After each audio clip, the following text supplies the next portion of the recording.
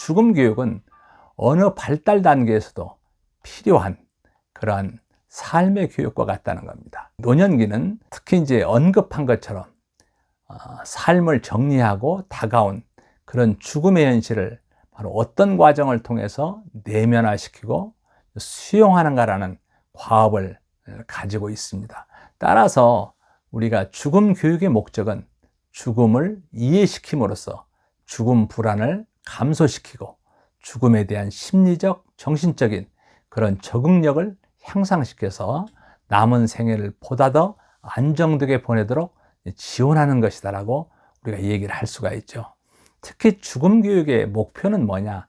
알폰스 디켄 박사가 15가지의 목표를 얘기를 하고 있어요.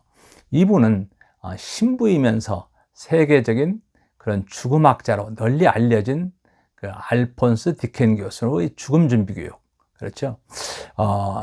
특히 이제 죽음에 임박한 그 말기 환자에게 공통적으로 나타난 그런 심리를 이해함으로써 바로 환자에게 실제 도움을 줄 수 있고 죽음에 관한 전반적인 이해와 이 준비하는 과정을 통해서 의미 있는 삶을 영위할 수 있다는 거죠.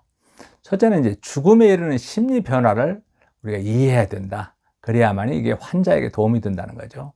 알폰스 디켄 교수는 죽음을 하나의 사건으로 보지 않고 죽음을 맞이하는 과정으로 죽어감이라며 이 죽어가는 과정을 이해함으로써 말기 환자에게 실제 도움을 줄 수 있다. 이렇게 얘기를 하고 있습니다. 미국의 정신과 의사 엘리자베스 큐블러-로스 박사는 바로 200여 명의 말기 환자를 대상으로 인터뷰를 합니다. 그래서 이들에게 공통적으로 나타나는 그런 심리 변화 5단계를 도출해냈죠. 특히 죽음에 이르는 5단계는 처음에는 부정하고, 그 다음에는 분노하고, 그 다음에는 협상하고, 그 다음에 우울하고, 그 다음에 수용하는 이런 감정의 변화를 거쳐 죽음에 이른다는 거죠. 두 번째, 죽음의 의미를 사색할 수 있다는 겁니다.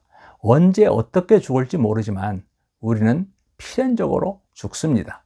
죽는다는 사실을 통해서 존재의 의미를 깨닫고 우리가 성찰하는 거죠.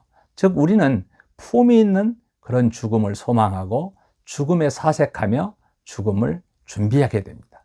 그리고 또 우리 비탄 교육에 대해서도 배운다는 거죠.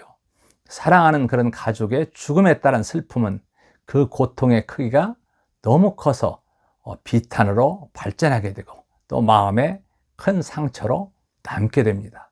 비탄의 과정을 슬기롭게 극복하지 못하면 우울증으로 도져서 또 다른 죽음을 유발시키기도 한다는 거죠.